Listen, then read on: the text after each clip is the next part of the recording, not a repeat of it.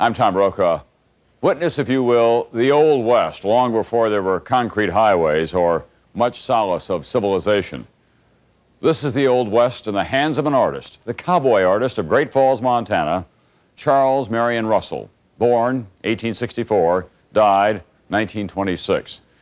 An itinerant cowboy in his early years, Russell painted mainly for fun, in between cowboying and carousing. He was a confirmed romanticist about the West, especially his beloved Montana. His sketches, paintings more often captured the dramatic moments rather than the grinding reality of life in the saddle.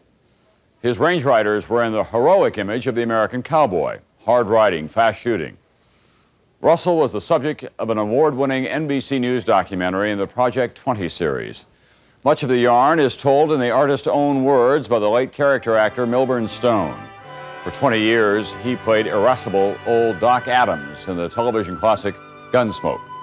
Here then is the West of Charles Russell and his American cowboy. Loud and tacky, tall and rangy, lean as a rake, mean as a snake.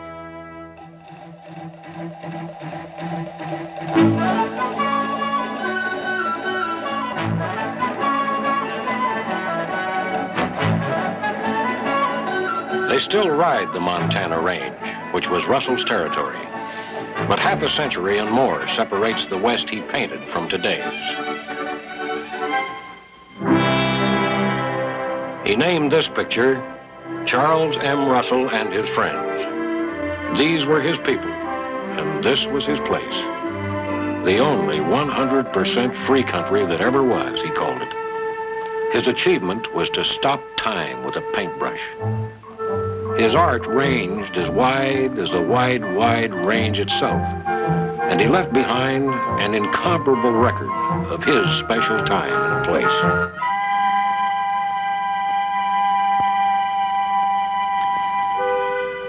I knew the Old West with the lid off, he used to say, and no one ever knew it better. He made this merry little model of himself as a kind of a joke. He never took himself very seriously, but other people did. Charles Russell was an artist, a cowboy artist, and his work has been called an eternal commentary on a great American experience. Charles Marion Russell, American artist. Actually, he wasn't any too keen on that word artist. But right from the start, way back when he first began to be mentioned in newspapers like the Fort Benton River Press and the Helena Weekly Herald, they took the curse off of it by always putting cowboy in front of it. There was a time when he'd come off the range with a sketch or a painting he'd done and be glad to get as much as $5 for it.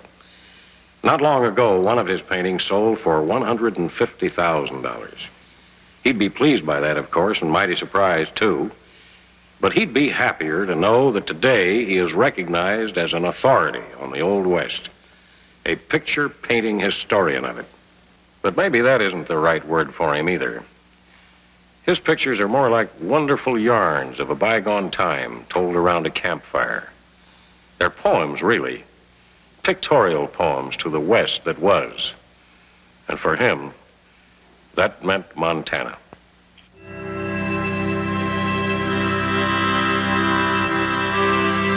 Nature had surely done her best here, he wrote. No king of the old times could have claimed a more beautiful and bountiful domain.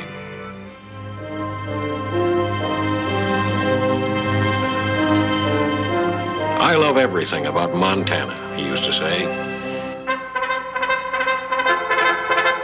But what he loved most was the life that men lived there, man and animal in harmony, on an open plain whose only rim was the Rockies.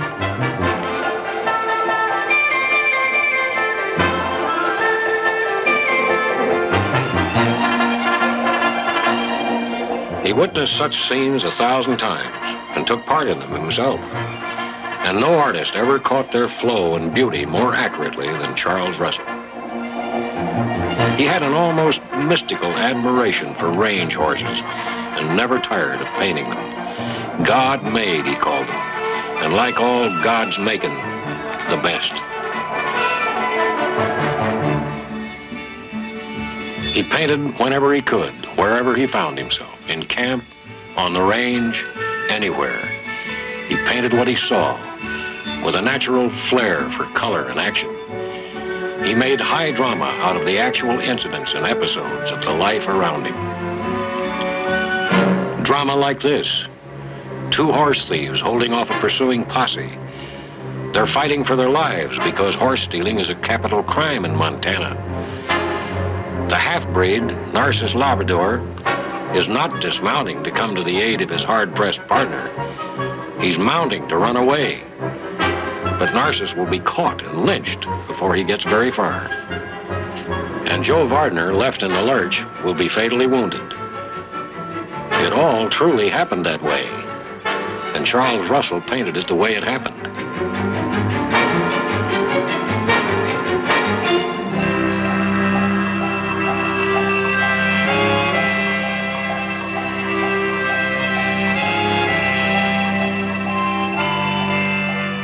Montana and its people. They were his lifelong inspiration.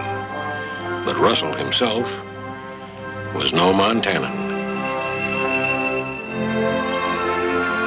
He was a city boy, born in St. Louis, where his well-to-do parents had the usual program laid out for him: school, college, and into father's business. He wouldn't hear of it. He skipped school and spent all his time on the riverfront. The levee had a lure I couldn't overcome, he said. St. Louis was a terminus of the fur trade and a gateway for assorted adventurers heading for a magical place called the West. From them and the gaudy tales they told, young Charlie conceived a flaming ambition to go west himself and be a cowboy. So when he was 16 years old, his father gave in and staked him to a trip west, hoping he'd get it out of his system, come back and settle down. But Charlie Russell would never get the West out of his system.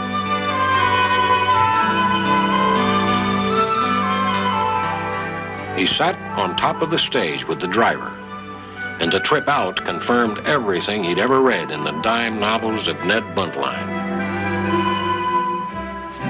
The year was 1880, and Last Chance Gulch was now being called Helena. But it still looked like Last Chance Gulch, and young Charlie drank it all in and never forgot it. It was like all his storybooks come to life. Indians and cowboys, real ones, and trappers and bullwhackers and mountain men. And among them, you could be sure, gamblers and rustlers and outlaws as well. And Helena was only the start. Helena was still civilization.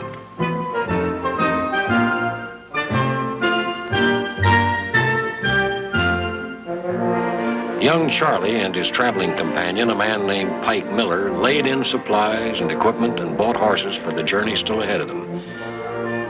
200 miles through unsettled country, across the crazy mountains, and on to their destination, the Judith Basin in central Montana.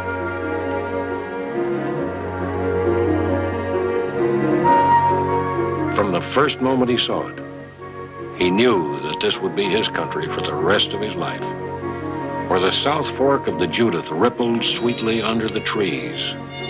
That would be his place.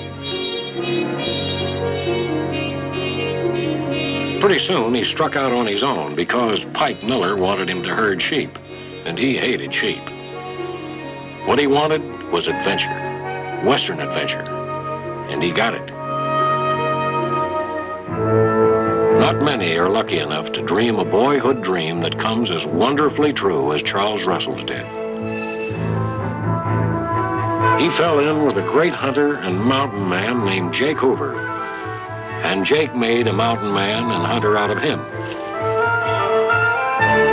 He painted it all, of course, how it was hunting and trapping with Jake Hoover, who taught him the ways of nature and of animals and of Indians.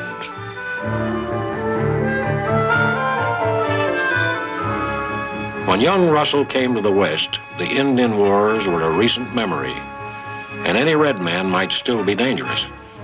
Custer's cavalry had been annihilated only 4 years before, and dealing with Indians was often an edgy business. There was always good hunting in the Judith Basin. Antelope, elk, deer, and bear, which supplied meat for the line camps and nesters in all seasons. A hunter's paradise, Charlie Russell called it. But he didn't want to spend his life killing animals. He wanted to be a cowboy.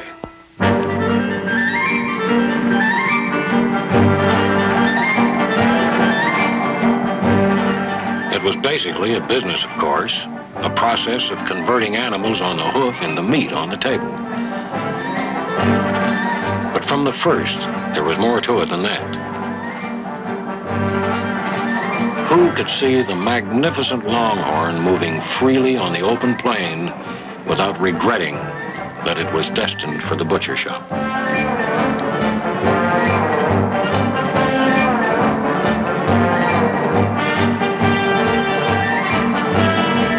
It was more than just a business proposition. The herding of the cattle on the western plains became an American legend, a romance, a myth that caught the imagination of the world.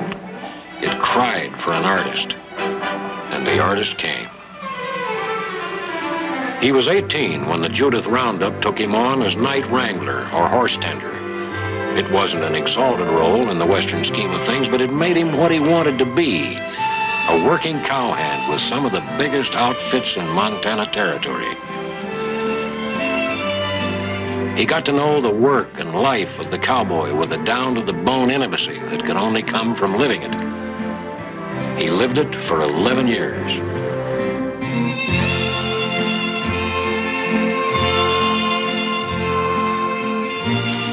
They were a separate species, Charles Russell used to say of the cowboys he knew in his youth. They lived different, talked different, and had different ways. They were the last of their kind. They didn't see themselves as legendary figures, but when Charles Russell became one of them, he sensed that his cowboy comrades were the stuff that stories and legends and a nation's art are made of. So he painted them into his pictures the way they looked and lived and dressed and moved. He called this early painting Cowboy Camp During the Roundup. The scene is Utica, Montana, headquarters of the great Judith Roundup. Primitive it was, perhaps, but the cowboys themselves could recognize every man and horse in it. It was a gift he had from the start to make his pictures vivid, real, and alive.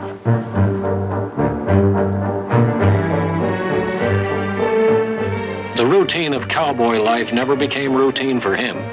He relished and recorded every possible phase of it. His artist's eye was always out for something unexpected. Like the morning he came back to camp from his chores as night wrangler and something unexpected did happen. Bob Thurman came to breakfast on his bucking bronc, and the cook was never the same.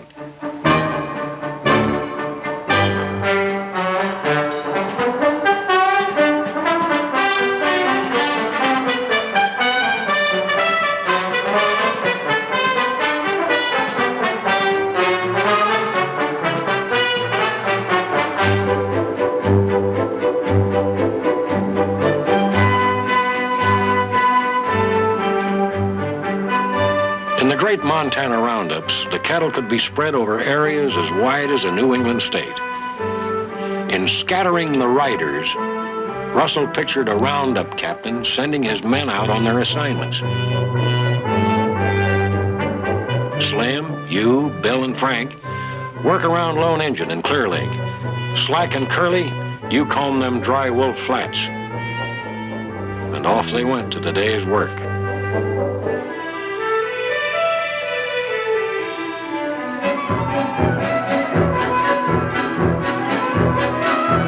When Russell painted a cowboy or a horse, it was always a specific cowboy and a definite horse.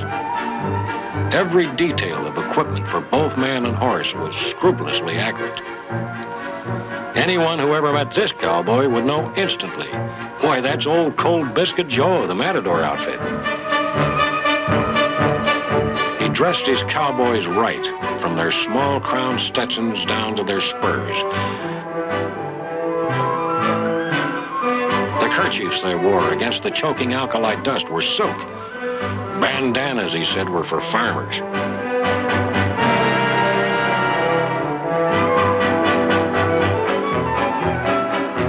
On a roundup, he thrilled like any tenderfoot to the skill and daring of the ropers. A man could learn to do the ordinary cowboy chores in a fairly short time, but it took years of practice and experience to be a top roper.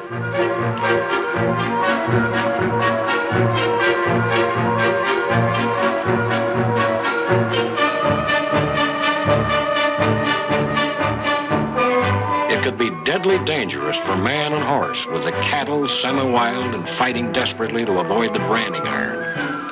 And the rope horse had to be as brave and knowing as the man.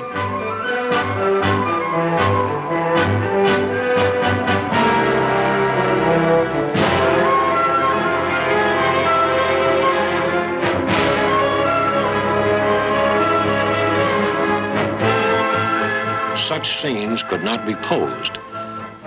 His artist's eye had to register the action, every detail as it happened. Afterwards, when the event was long past and over, his hand reproduced it in line and color and made it live again.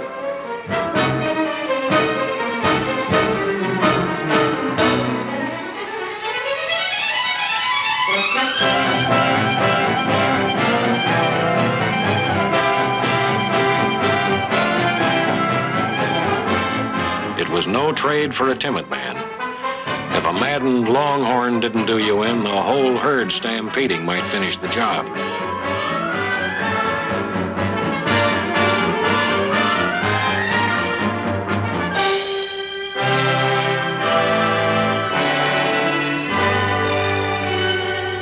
He himself never pretended to be a top roper or writer, or a top artist either. Others called him the greatest painter of Western life. But he was more modest. I just want my pictures to tell a story, he said. He had many marvelous stories to tell.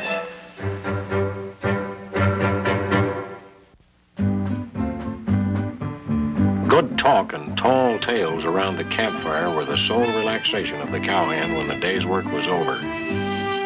Russell called the picture, When Laugh Kills Lonesome.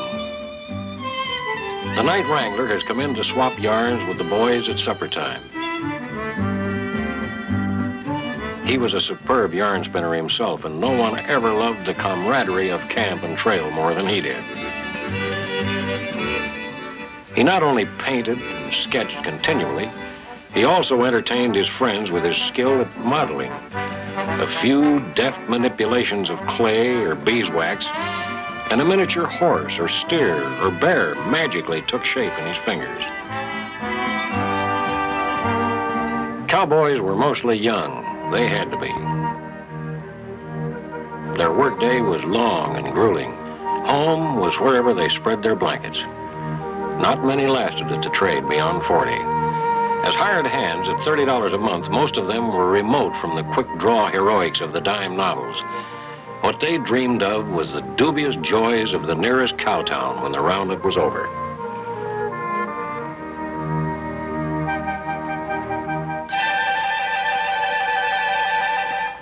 When the big day came, and that was only 2 or 3 times a year for most, everybody got all duded up for the big spree. Many a time they rode 40 miles and more to sample the fun and games that broke the long monotony of ranch and range. Then it was hell for leather into a town with the hair on and the lid off.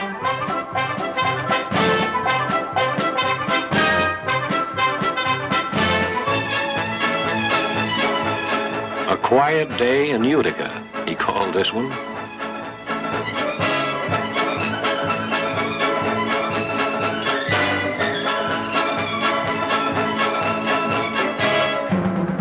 Making a dude dance was part of the fun. Once it even happened to Teddy Roosevelt in his tenderfoot days out west.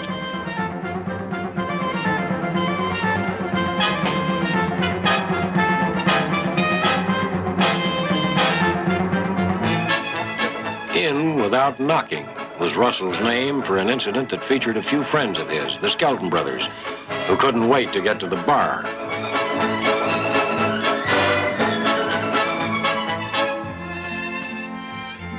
But the Western Saloon was more than just a place for carousing. It was a social oasis, a kind of a club where lonely and unattached males could congregate and exchange the news and the gossip of the day. Charles Russell knew such places well. Saloons with names like Last Chance and Silver Dollar and the Mint. He enjoyed the sociability, and he did his share of the drinking.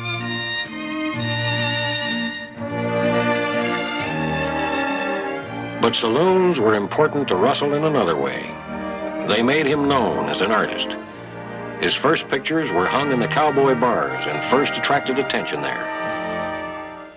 And if the saloon was his first art gallery, the customers were his earliest critics and warmest admirers. After all, it was their life and times he was painting. Like the time some of the boys from the Circle C roundup chanced on a customer they weren't expecting out near Timber Creek. Or the sport and trade of wolfing. It took top riding and roping and a horse that knew its business. But there was a $5 bounty on every wolf hide, and it tided many an unemployed cowboy over the winter months. Winter can be brutal on the Montana plains, and none was worse than the winter of 1886-87. The horses could huddle together and use their hooves for protection against the ravaging wolves. But cows were helpless, unable to defend themselves, unable to forage. Whole herds perished. Cattlemen were wiped out. To let the world know what was happening, to tell it better than words could, Charles Russell made a sketch, a little watercolor. He called it Waiting for a Chinook. Chinook is Indian for snow eater, a soft wind that can come and melt the snow overnight, uncovering feed for the cattle. Russell's lone cow, stricken and doomed on the wintry plain, spoke eloquently of tragedy for thousands. The picture caused a sensation and was reproduced around the world.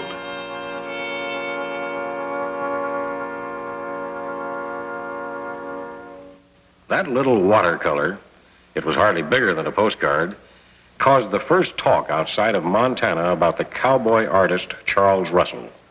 You might say his fame dates from the Chinook picture. But for a long time after that, for years, he made little to speak of from his paintings. He still had the typical cowboy who cares attitude towards money. He still had no idea of the value of his work. He'd swap a painting for a round of drinks for the boys at the Silver Dollar or the Mint. Sometimes the paintings went for eating money when he hit hard times. Sometimes he'd just give them away. And it's possible things would have gone on that way indefinitely, because he intended to be a cowhand the rest of his life. His painting was only a diversion. It was something he had to do, but he never thought of it as a career. Then in 1895, something happened that changed his whole life. He met Nancy Cooper. She came from Kentucky, and he met her at the home of Montana friends where she was visiting. He hadn't known many women in his life, and none at all as pretty as Nancy. His cowboy pals couldn't believe he was getting necked or married. But when they learned he had given her his favorite pinto, Monty, as a present, they knew he was a goner. Bill Rance said now he'd have to marry her to get his horse back. And he did.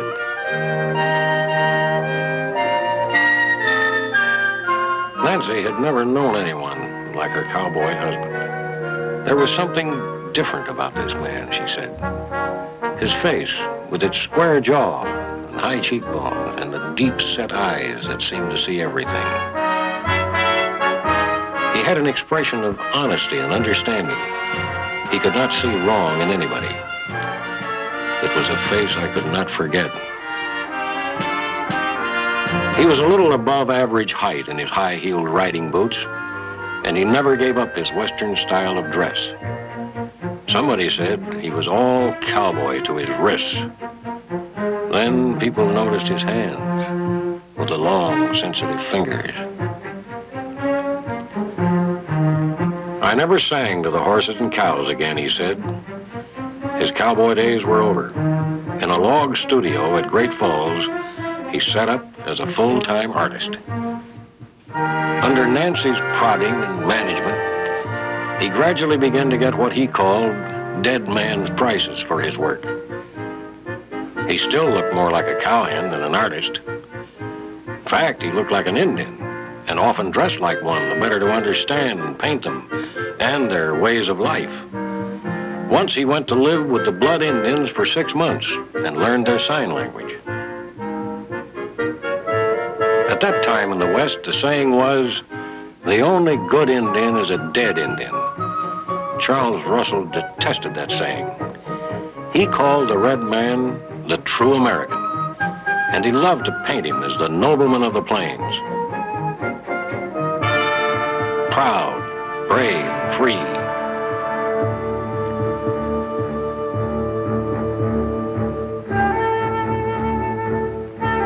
The medicine man. He leads his people to their fall hunting grounds.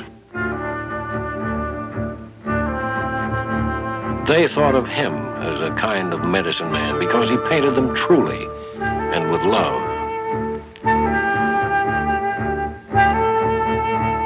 Their God was the sun, he said. Their church was all outdoors. Their only book was nature, and they knew all its pages.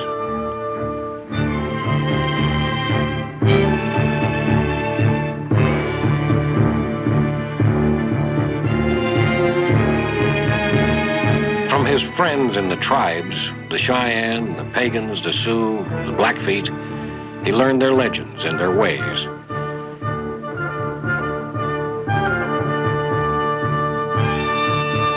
He loved to paint the pageantry of the Indian women with their children and the family goods moving across the plains to new campsites.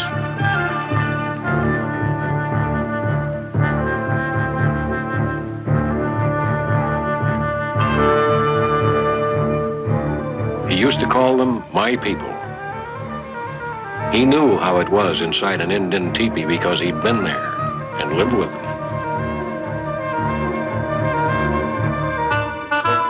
They sowed nothing and they reaped nothing, Russell wrote of them.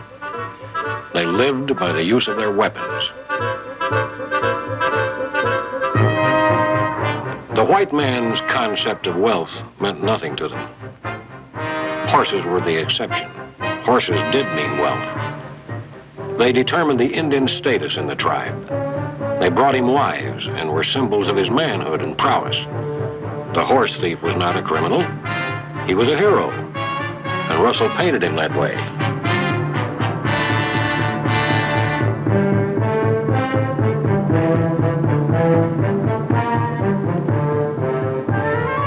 The return journey of the horse raiders was tense, for they had committed an act of war and were in constant danger of hot pursuit and bloody revenge from the tribe that was raided. Russell knew how Indians scouted and fought. From old chiefs and warriors, he heard the true tales of famous battles, the wars that raged among the tribes for horses, women, and hunting grounds.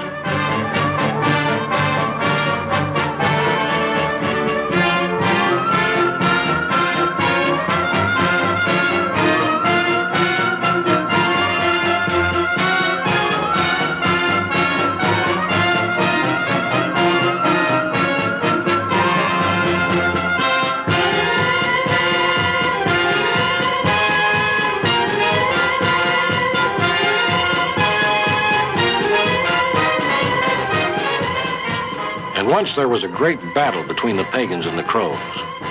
Russell called his painting of it For Supremacy. It began when the Crows killed a pagan medicine man, and it lasted for 3 days. there was much slaughter on both sides.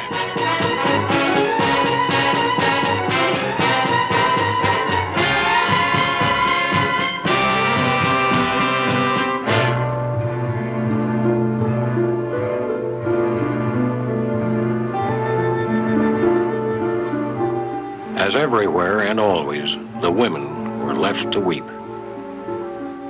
Wrapped in a robe, placed high on a hill, the dead warrior is mourned by his squaw. She mourns for months. And she has cut her hair and slashed her arms to show the Great Spirit the depth of her sorrow.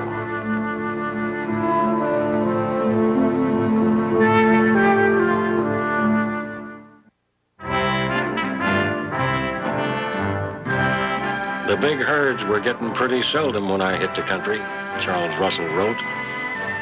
But he saw the last of the free buffalo on the open plains.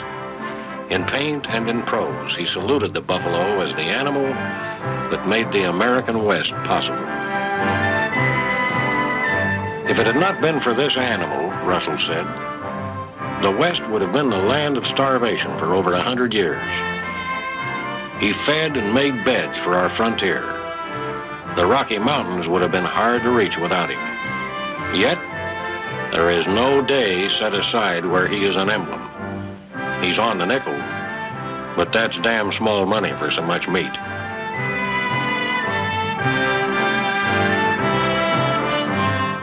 Charles Russell rode with the last buffalo roundup in 1909, when they were almost extinct. He studied them at first hand. And for years, he painted them with a flair and fidelity no other artist ever matched. When Russell does a buffalo scene, somebody said, you get the dust of the running herd in your nostrils. Once they clogged the rivers and blanketed the plains in their millions, and the life of the Indian revolved around the high adventure of hunting them.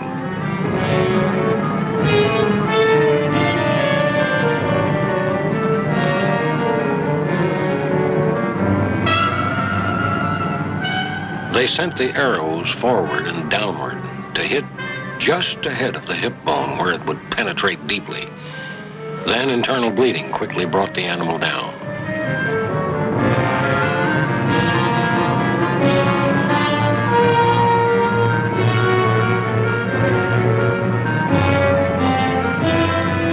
It was probably the most exciting sport ever known.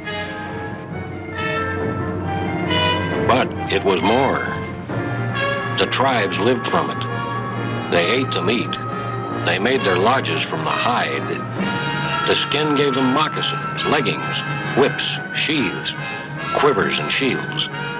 The whole culture of the Plains Indian depended on the buffalo hunt.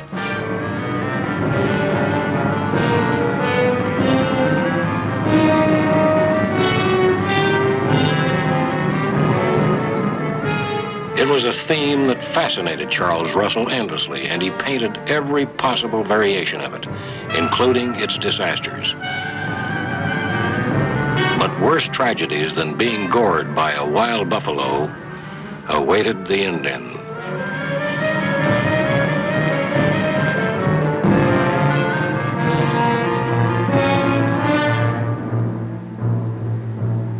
When the strangers came, the great change came. And when Charles Russell painted it, his title was Indians Discovering Lewis and Clark. He saw it from the viewpoint of the Indian.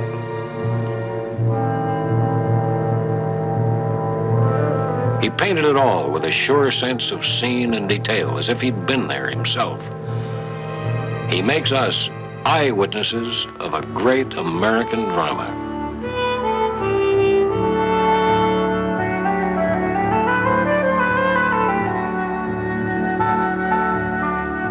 Carson's men.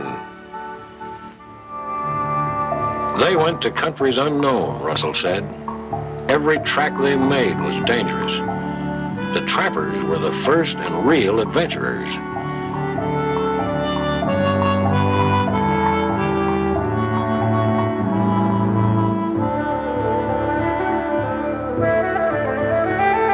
They asked for little but life and adventure, Russell wrote. They kissed goodbye to civilization and their birthplace. Few of them ever returned.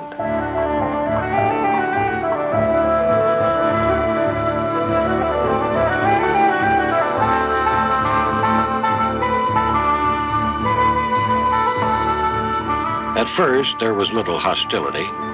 The Indians were helpful to the early explorers and trappers.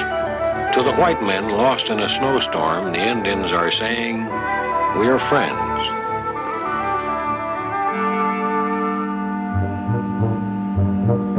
But the friends began coming in mounting numbers, and Russell pictured the mounting dismay of the Indians. As they discover ever new tracks of the white man's wagons, they have cause to make their traditional gesture of astonishment. The Indians called it the Big Medicine Road of the Whites, and what was once a trickle began to swell into a torrent. A new figure was becoming dominant on the plains, the wagon boss.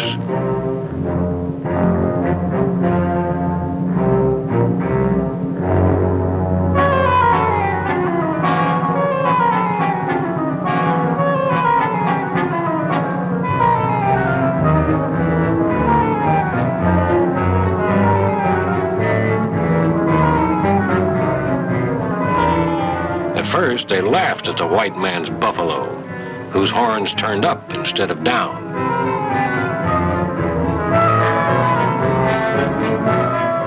But when the cattle came in numbers, the Indians demanded a bounty of beef for passage of the herds. Russell painted the paradox, toll collecting on the open plain. So the tension grew. When white man and Indian met, the handshake was less cordial, more doubtful. The white man kept his right hand on his rifle. The Indian's grip was wary. Distrust was mutual.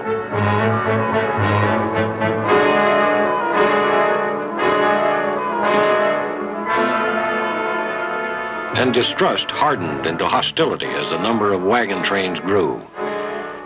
The wagons mostly were passing through on their way to settlements in far-off Oregon. But their passage scattered the game, broke the pattern of tribal life, and roused the Indians to action. Every wagon train had to reckon with open antagonism and possible attack.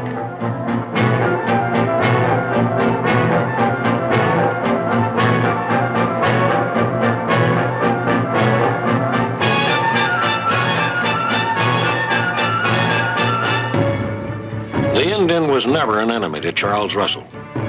He always painted him with sympathy and respect.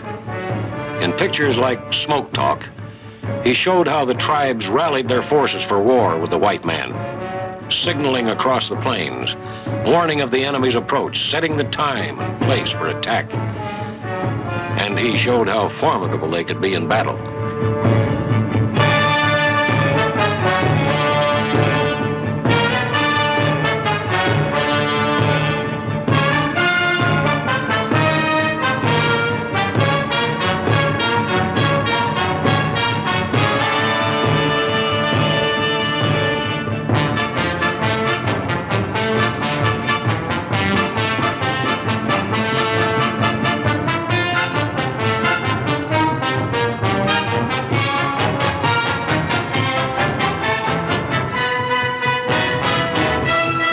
It took 1,000 separate skirmishes and battles to subdue them. It took 28 years. It was the longest war ever fought by Americans.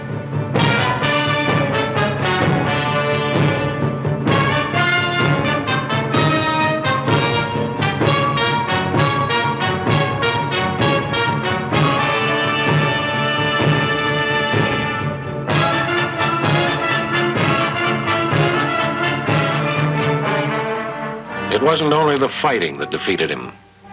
The white man had also slaughtered his buffalo, destroying his commissary and leaving him destitute in his own land. So finally it was over, and they bowed to the words of their great chief Joseph.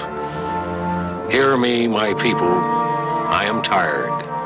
My heart is sad and sick, From where the sun now stands, I will fight no more. Forever. Like no one else, Charles Russell pictured the Indians in their glory. And he pictured them too when the glory was gone, and they were reduced to begging at the white man's fort. The red man, he said, was the true American. The history of how he fought for his country is written in blood, a stain that time cannot grind out.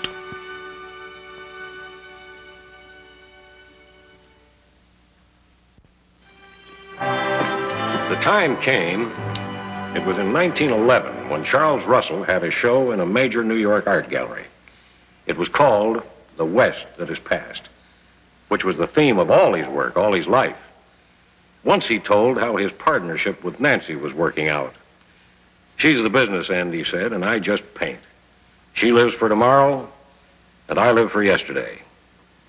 He grieved over every sign of progress in his beloved Montana. Somebody said he'd have been happy if the wheel was never invented. There was the time he was introduced at a Chamber of Commerce meeting as a pioneer. His reply was, "A pioneer destroys things and calls it civilization. I wish to God that this country was just like it was when I first saw it and that none of you folks were here at all." And he jammed on his Stetson and stomped from the hall in his high-heel boots. But the West he knew was changing. Once, he said, there wasn't a wire from the Arctic Sea to the Gulf of Mexico. But now, history and romance, he mourned, died when the plow turned the country grass side down. Then, where the open range once was, there were roads. And with the road came the enemy of the range, the trail and the horse. Skunk wagons, Russell called them. He hated the automobile. Too much civilization, said Charles Russell. I'm going further north. He found his retreat on Lake McDonald in an untouched region of the Rockies, up north in Montana, where it meets the Canadian wilds. When it comes to making the beautiful, he said, Ma Nature has man beat all ways from the ace, and that old lady still owns a lot of Montana.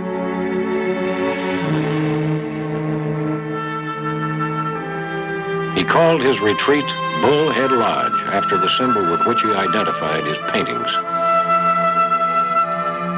The real power of his work, one critic said, does not reside in technique, but in the fact that he felt to the very depths of his being that an era was dying, and that it meant something. He himself said, nature has been my teacher. I'll leave it to you, whether she's been a good one or not. The wildlife he had first come to know close up in his days with Jake Hoover remained a favorite subject all his life.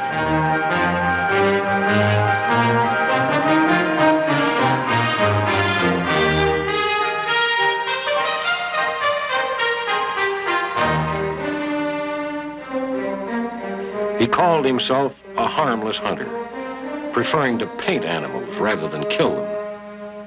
But he knew all about hunting and its many frustrations. The title of the picture, Meat's Not Meat Till It's in the Pan.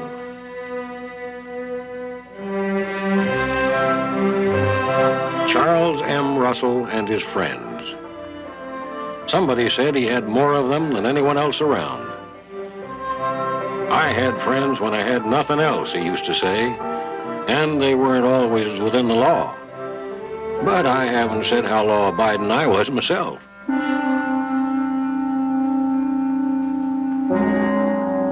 Well, he was no desperado, of course, but he had a boyish relish and also an artist's eye for the Western bad man and his nefarious doings. The stagecoach holdup was more than just folklore to Charles Russell.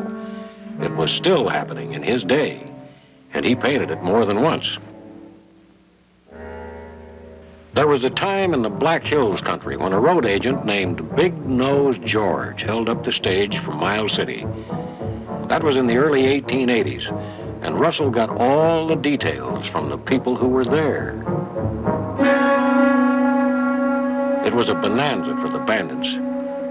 A preacher or sky pilot, a prospector, a schoolman, the widow Flanagan, a gambler, a Chinaman, and a merchant named Isaac Katz. He was the prize. He had several $1,000s in faro winnings sewn in his clothes, and Big Nose knew it. Well, Big Nose George didn't get away with it. They caught him and hanged him to a telegraph pole in Rawlins, Wyoming. Then the local doctor skinned him, and they made a quirt and a pair of ladies' shoes from his hide. That side of the Old West where they could hang a man and skin him doesn't appear in the paintings of Charles Russell. He kept a youthful innocence about the place and its people until the day he died. Still, there was as much truth in what he pictured as in what he left out. And in the end, his work added up to a document in art of a cherished spectrum of the American past. His work reached millions in magazines and books, on calendars, in a multitude of prints and reproductions. His sculptures have become collector's items. His Lewis and Clark mural in the Montana State House is considered an American masterpiece. Schools and parks have been named for him. A statue of him stands in Statuary Hall in the nation's capital. All in all, no mean achievement for an untutored cowhand. But it didn't change him any. Right to the end, that's what he was always proudest of, being a Montana cowboy. Will Rogers, who knew him well, once made a memorable comment about Charlie Russell. In these times, said Will, it is a pleasure to come across someone who has gained fame and remained pure. Charlie got to know his share of celebrities, but for him, Broadway and Hollywood couldn't compare with the Judith basement. I savvy these people. He wrote across a sketch he made of the types he'd lived and worked and played with and never forgot. His people. Paper Talk was his name for letters like this one to Bob Thurman, who rode his bronc to breakfast that time back on the range. He also called them Injun letters, mostly pictures. Some typical Russell letters came from his trips to California. Old Dad Time has been handing me things I didn't want lately, and I ain't been grateful, he wrote. But after a look at Long Beach, I think the old gent's been damn good to me. He'd seen naked savages in paint and feathers, he said, but nothing like this. He kidded himself for a dude on his trips abroad. But he did have an exhibition in London. He sent back a big hello to the boys at the Silver Dollar. And the University of Montana gave him the degree of Doctor of Laws. It was only the 4th time such an honor had been given anyone. But Charlie made fun of that, too. He even spoofed his ailments. But now he was paying more visits to doctors and to dentists. Old Dad Time was closing in. He never grew old, a friend said.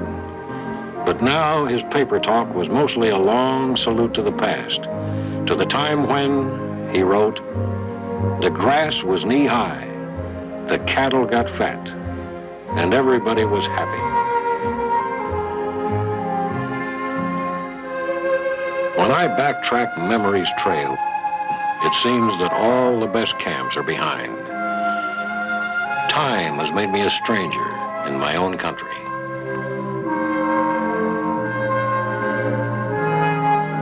The West, he said, is still a great country, but the picture and story part of it has been plowed under. He never ceased to lament it. But of course, he did a good deal more than just lament the past. With hand and heart, he left an enduring record of what he'd known and loved.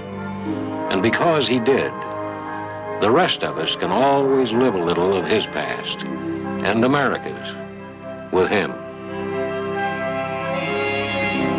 A separate species, he called them. A new type in the world. Men who'd taken an exemption from civilization. Charles Russell was one of them, to the end.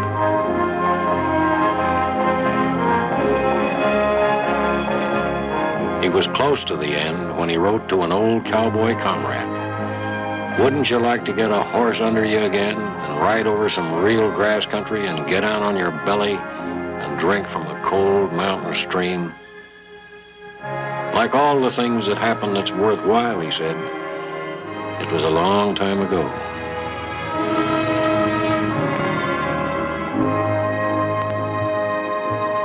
Charles Marion Russell died on October 24th, 1926.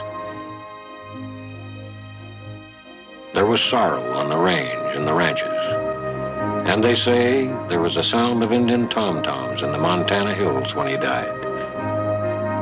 Once he said, "The Old West is dead."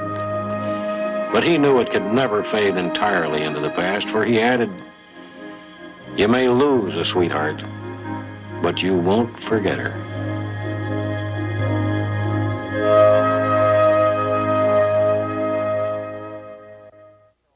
Even today, the works of Charles Marion Russell, artist and sculptor, impress another generation with his uncanny knack of capturing detail.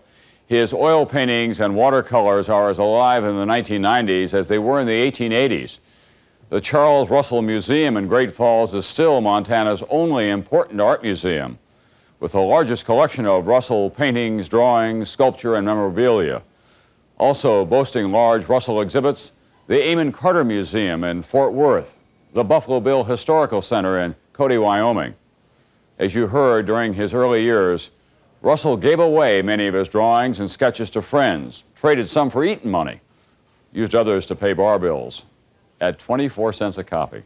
In 1989, however, his oil painting Return of the War Party was sold for $1.1 million.